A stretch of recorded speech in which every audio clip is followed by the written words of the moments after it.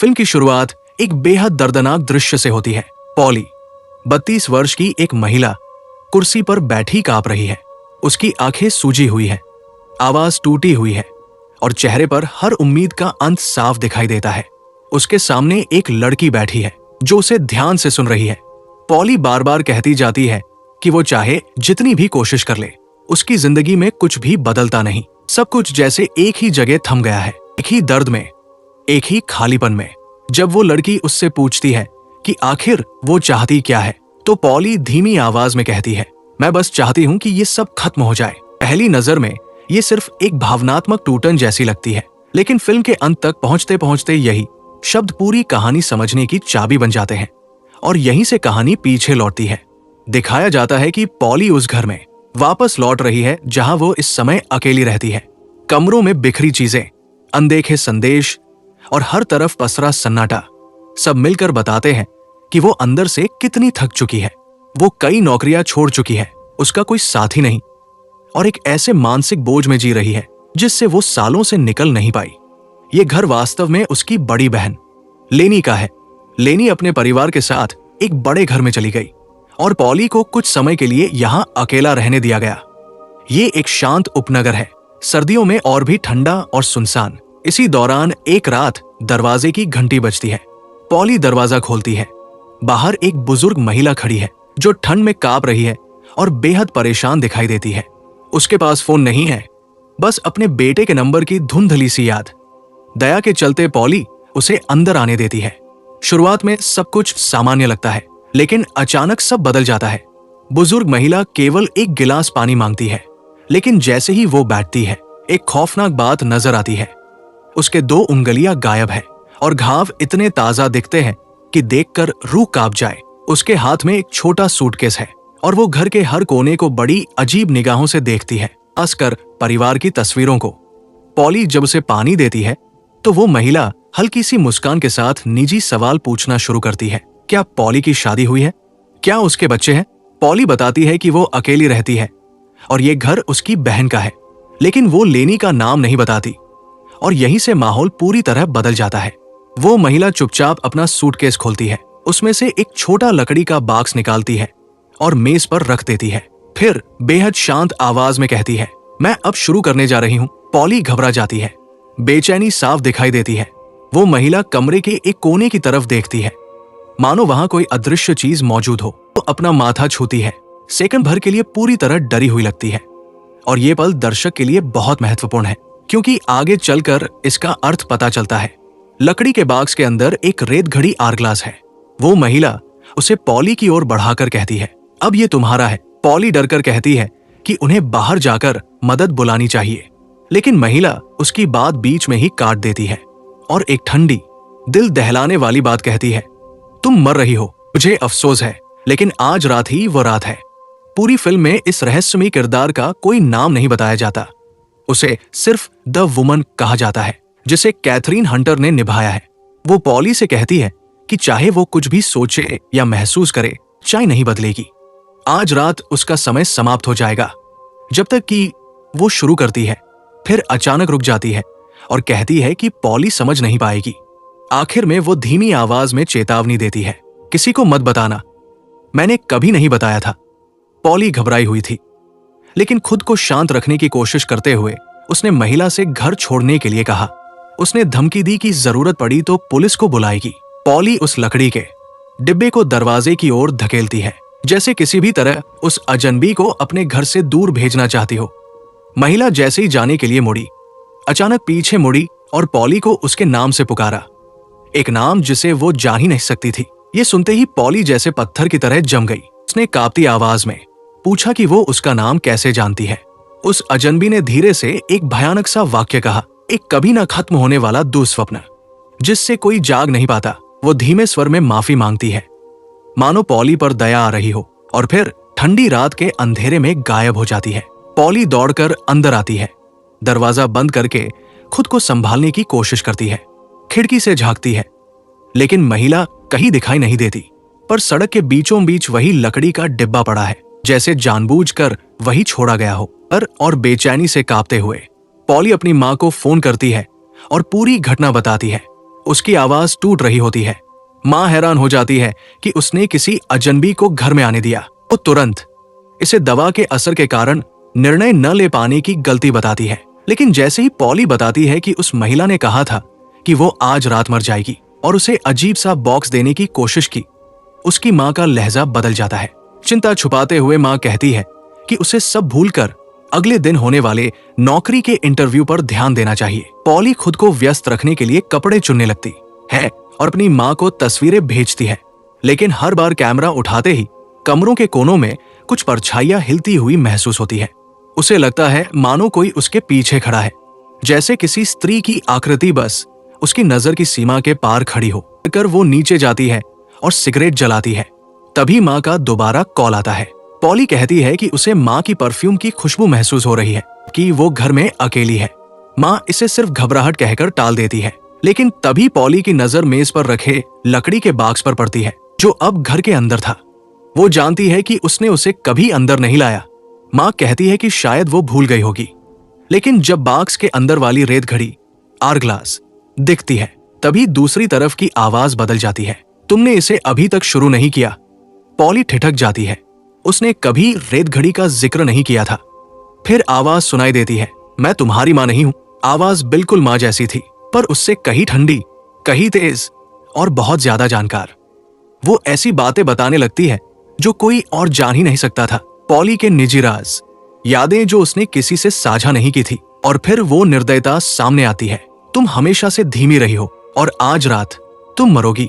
Phone पर एक धीमा डरावना गीत बजने लगता है, dedicated to the one I love. डर के मारे पॉली फोन काट देती है। उसी क्षण डोरबेल बजती है। फिर धमाके जैसे जोरदार दस्तक। उसका दुस्वप्न अभी शुरू ही हुआ था। फोन फिर बजता है। माँ का नंबर दिखाई देता है, लेकिन आवाज फिर वही थी, बॉक्स से बंधी दुष्ट सत्ता की। वो अपनी आवाज, अपना लहजा जैसे चाहे बदल लेती है। वो पॉली की जिंदगी का मजाक उड़ाती है, उसके अधूरे शौक, उसके टूटे करियर, प्यार से डर, लोगों को खुद से दूर करने की आदत। वो सब कुछ जानती थी। तुम आज रात मरोगी, वो दोहराती है, जब तक कि पॉली रोते हुए पूछती है कि इसे रोकने का तरीका क्या है। वो दानवीय आवाज फुफकारती है, डिब्बे में देखो। उसे 3 चीजें चाहिए, एक जिसे तुम नफरत करती हो, एक जिसकी तुम्हें जरूरत है, और एक जिसे तुम प्यार करती हो। झूठ मत बोलना, हम सब देख लेते हैं। और कॉल कट हो जाता है। कुछ करने की कोशिश में पॉली अपने सिगरेट का पैकेट बॉक्स में रख देती है, वो चीज जिसे वो खुद से सबसे ज्यादा नफरत करती है। पर कोई बदलाव नहीं होता। डिब्बा बिल्कुल चुप रहता है। कुछ ही पलों बाद पॉली का दम घुटने लगता है। वो जमीन पर गिरती है, सांस के लिए तड़पती है, और फिर उसके मुंह से एक धातु की चाबी बाहर निकलती है।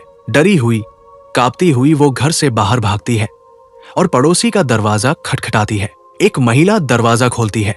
पॉली उससे पुलिस को कॉल करने की भीख मांगती है। पहले पड़ोसी सामान्य लगती है, लेकिन अचानक उसका चेहरा बदल जाता है। उसकी आंखों की चमक बदल जाती है, उसकी आवाज दूसरी हो जाती है, और पॉली समझ जाती है वो सत्ता अब उसके पास भी पहुंच चुकी है। पड़ोसी महिला ने रसोई से चाकू उठाया और अपनी ही त्वचा पर वार कर दिया। वो फुसफुसाई, कोई तुम्हें बचाने नहीं आएगा, हम हर जगह हैं। उसके सीने पर खून से उकेरे हुए शब्द थे, डोंट यू डेयर, मत करना हिम्मत। पॉली दहशत में दरवाजे से बाहर भागी। उसके हाथ खून से लथपथ थे। डर और सदमे में लड़खड़ाते हुए वो वापस अपने घर पहुंची। अब सब कुछ अवास्तविक लग रहा था, बिल्कुल वैसा जैसा उस बुजुर्ग महिला ने कहा था। एक दुस्वप्न जिससे बाहर निकलने का रास्ता ही नहीं। खुद को समझाने के लिए कि ये सब भ्रम है, पॉली ने लकड़ी के डिब्बे और रेत घड़ी को जमीन पर पटक दिया। लेकिन जैसे ही वे गिरे, दोनों चीजें पल भर में फिर मेज पर वापस आ गई, बिल्कुल वैसी ही जैसे कुछ हुआ ही ना हो। अब उसके पास नियंत्रण सिर्फ एक चीज पर था, उसके चुनावों पर। उसने घर से भागने का फैसला किया, लेकिन जैसे ही दरवाजे तक पहुंची, दीवार से एक फैमिली फोटो नीचे गिर गई और ठीक उसी पल उसका फोन बजा। इस बार फोन पर आवाज उसके दिवंगत पिता की थी। डर से जड़ होकर पॉली ने कहा, तुम वो नहीं हो। लेकिन उस आवाज ने ऐसी बातें याद दिलानी शुरू की, ऐसी यादें जिन्हें सिर्फ उसके असली पिता ही जानते। खासकर वो दिन जब उनका निधन हुआ था, और वो पल जब पॉली ने भगवान से चमत्कार की भीख मांगी थी और चमत्कार कभी हुआ नहीं। वो आवाज तिरस्कार भरे लहजे में बोली, सिगरेट वाला नाटक, हम दोनों जानते हैं कि वो सच्चाई नहीं थी, कांपते हाथों से पॉली ने उस रहस्यमय चाबी जो उसने उल्टी में निकाली थी से अपने वॉक इन क्लोसेट का ताला खोला। अंदर उसे अपने बीमार पिता की पुरानी तस्वीरें मिली और एक छोटा सा क्रॉस जिसे उसने सालों से नहीं छुआ था। अचानक उसे अपने पिता के मरते हुए शरीर का वीभत्स दृश्य दिखाई दिया जो उसकी ओर हाथ बढ़ा रहा था। वो चीखते हुए बाहर भागी और उसी क्षण उसे एहसास हुआ जिस चीज से वो सबसे ज्यादा नफरत करती है वो उसकी टूटी हुई आस्था है। उसने क्रॉस को डिब्बे में रख दिया। जब उसने दोबारा खोला, क्रॉस गायब था। पहला काम पूरा हुआ।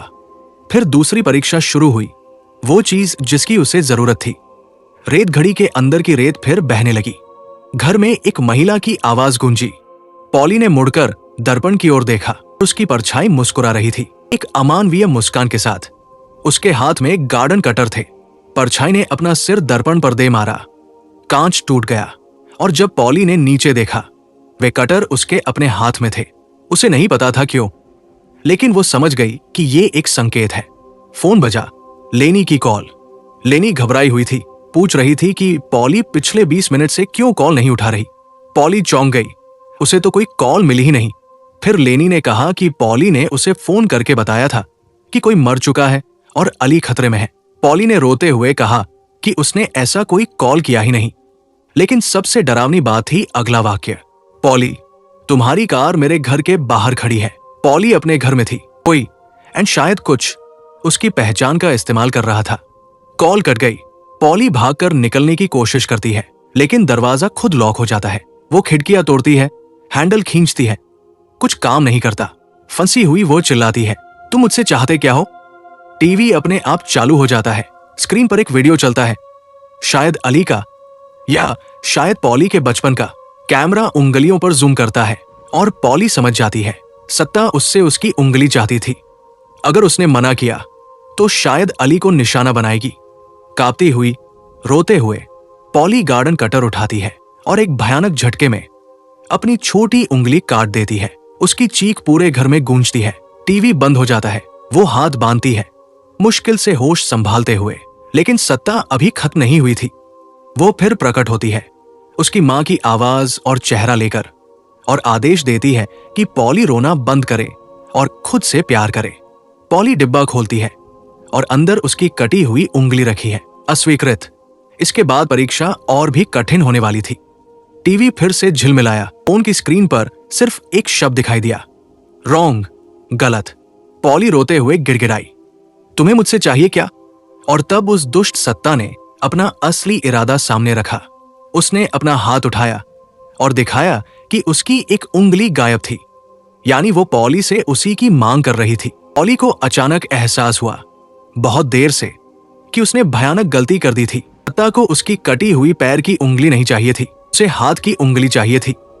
पहले ही दर्द और डर से कांपती हुई पॉली समझ गई कि उसके पास कोई रास्ता नहीं बचा। सिसकते हुए, लगभग बेहोश होने की हालत में, उसने खुद को मजबूर किया, अपनी एक उंगली काटी और उसे लकड़ी के बॉक्स में गिरा दिया। जैसे ही उंगली बॉक्स के अंदर गिरी, पूरे घर की लाइट एक साथ बुझ गई और उसी क्षण सब कुछ साफ हो गया। वो बुजुर्ग महिला जो उसके दरवाजे पर आई थी, जिसकी उंगलियों के ताजा घाव थे, वो कोई अजनबी नहीं थी, पिछली शिकार थी जो इस अभिशाप को अपने ऊपर हावी होने से पहले आगे बढ़ाना चाहती थी। जो कुछ अब पॉली झेल रही थी, उसी दर्दनाक नाइटमेयर से वो महिला भी गुजर चुकी थी। जब पॉली ने बॉक्स फिर खोला, उंगली गायब थी। दूसरा काम पूरा हो चुका था। उसने अपनी कोई अनिवार्य चीज त्याग दी थी। रेत घड़ी खुद ब खुद उलट गई। ये संकेत था अंतिम परीक्षा का। अब पॉली को कुछ ऐसा देना था जिसे वह प्यार करती थी। और फिर हल्की सी क्लिक की आवाज आई। मुख्य दरवाजा खुद ब खुद खुल गया। दृश्य बदलता है। अगले ही पल पॉली अपनी बहन लेनी के घर में खड़ी है। वो दौड़ती हुई अंदर जाती है और ऊपर लेनी को बेहोश पड़ा पाती है, एकदम निश्चल। अली भी फर्श पर गिरा पड़ा था। पॉली टूट जाती है, बुरी तरह रोते हुए, यकीन करते हुए कि अब बहुत देर हो चुकी है। लेकिन अंतिम परीक्षा अब शुरू होने वाली थी। घर के अंदर अचानक संगीत बजने लगा। ऐसे ही उसने उसे बंद किया। श्रापित बॉक्स और रेत घड़ी उसके ठीक पीछे रखे हुए दिखाई दिए। गुस्से में उसने बॉक्स को जोर से कमरे के पार फेंक दिया। तुरंत ही घर के हर मोबाइल फोन की घंटी एक साथ बजने लगी। पॉली ने एक फोन उठाया। स्पीकर से एक नन्ही सी आवाज आई, एली की। उसकी आवाज शांत थी, लेकिन उसने साफ याद दिलाया कि पॉली ने अभी भी आखिरी बलिदान पूरा नहीं किया है। उसे ऐसी चीज छोड़नी होगी जो उसके लिए सच में मायने रखती हो, कुछ जिसे वह दिल से प्यार करती हो। आंसू बहते हुए पॉली ने फुसफुसाया, आई लव एली। चाकू हाथ में लेकर वो एली के कमरे में चली गई। एली घबरा गई, रोते हुए पूछने लगी कि वो उसकी नाक ले सकती है या उसकी आंख, कुछ भी, बस उसकी जान नहीं। लेकिन पॉली ने उसे चोट नहीं पहुंचाई। अचानक उसे अंतिम कार्य का असली अर्थ समझ में आ गया। उसने धीरे से एली के बालों की एक लट काटी और उसे बॉक्स में रख दिया। मैं हमेशा तुमसे प्यार करूंगी, उसने धीमे से कहा। जब उसने बॉक्स दोबारा खोला, बाल गायब थे। उसकी भेंट स्वीकार कर ली गई थी, लेकिन आगे जो हुआ उसने उसे बिखेर कर रख दिया। वो नीचे की ओर भागी और देखा कि उसकी बहन लैनी होश में थी, जिंदा, उसका नाम पुकारती हुई। वो तुरंत एली के पास लौटी, जो अब फिर से सचेत थी, रोते और राहत में हंसते हुए। लेकिन तभी एली का चेहरा अचानक बदल गया।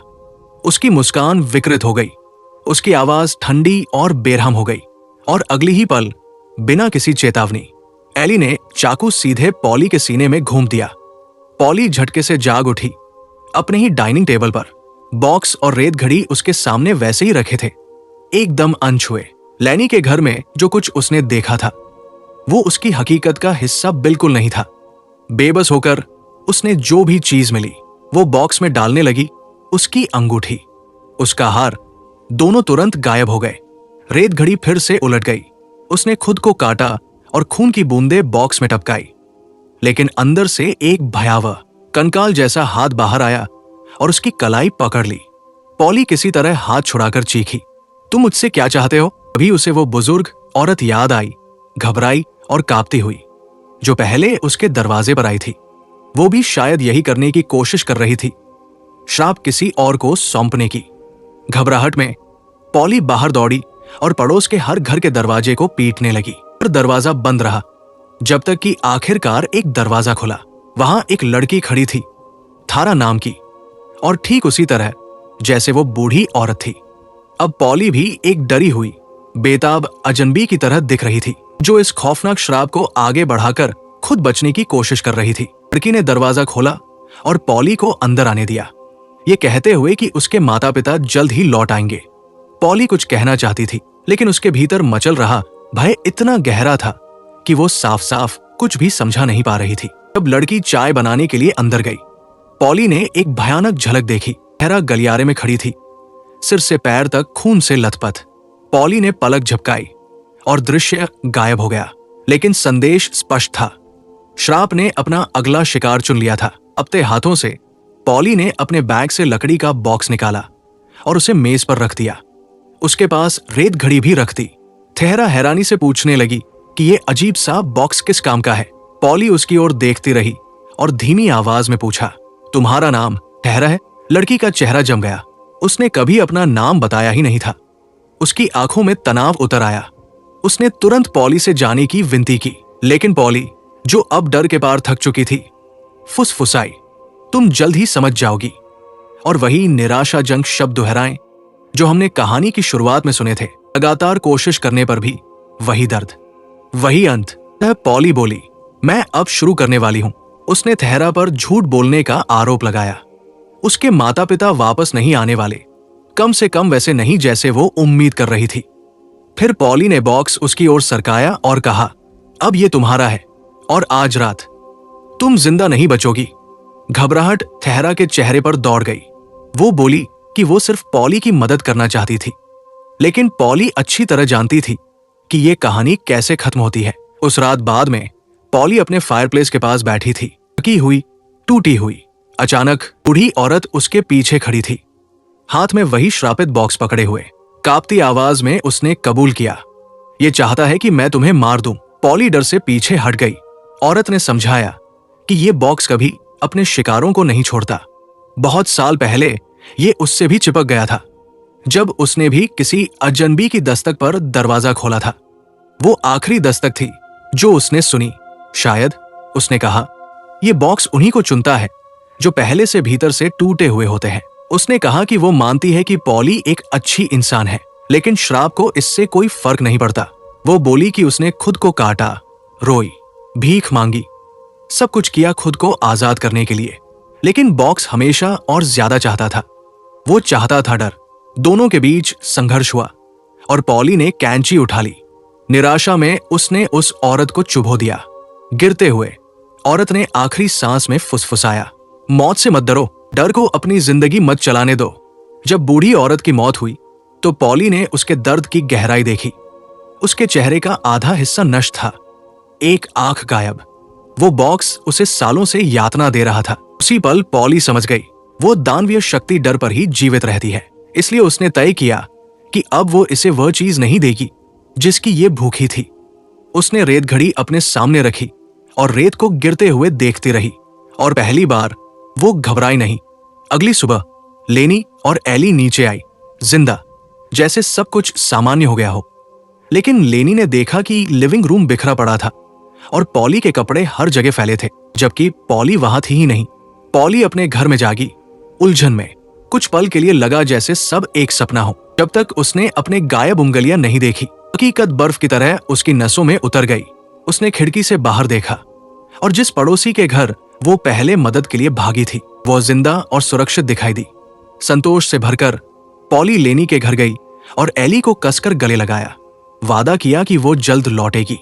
उसे एक आखिरी जगह की जांच करनी थी, थेहरा का घर।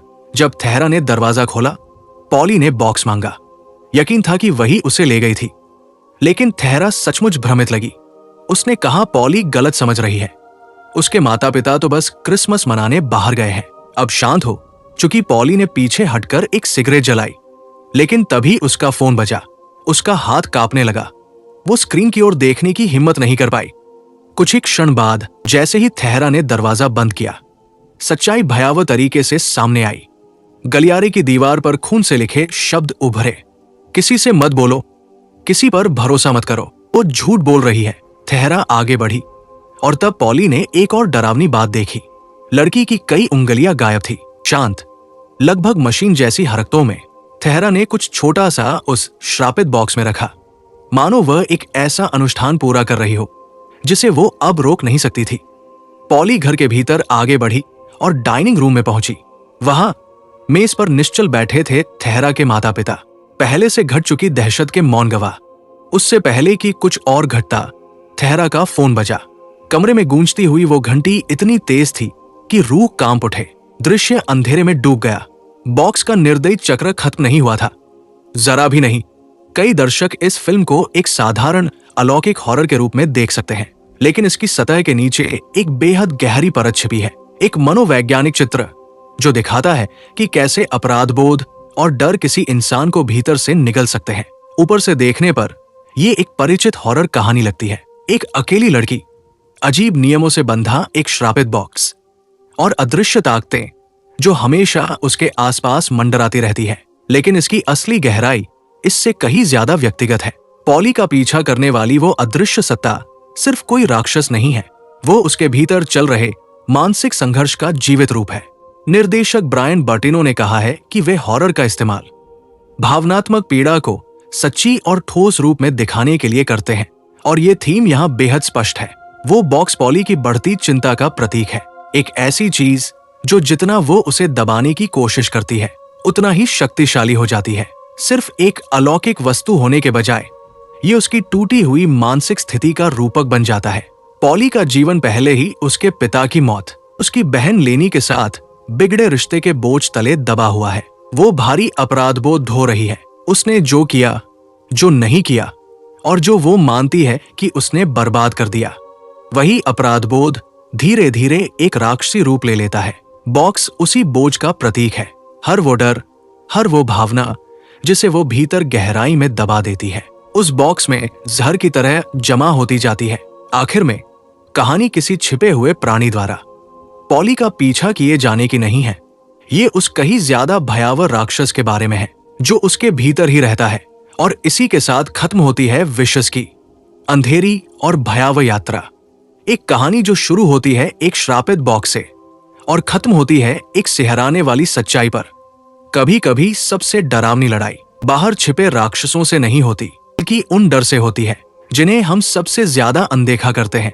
पॉली की लड़ाई सिर्फ एक अलौकिक ताकत के खिलाफ नहीं थी। ये लड़ाई उसके भीतर के अपराध बोध, उसके दर्द और उस अंधेरे के खिलाफ थी जो धीरे धीरे उसकी जिंदगी को निगल रहा था। और जब हमें लगता है कि दुस्वप्न खत्म हो गया, फिल्म याद दिलाती है बॉक्स कभी सच में रुकता नहीं, वो बस अपने अगले शिकार का इंतजार करता है। अगर आपको ये रिकैप पसंद आया हो और आप चाहें ऐसी ही ट्विस्टेड कहानियां, गहरे विश्लेषण और अपनी पसंदीदा फिल्मों के छुपे हुए मायने, तो लाइक, शेयर और सब्सक्राइब करें।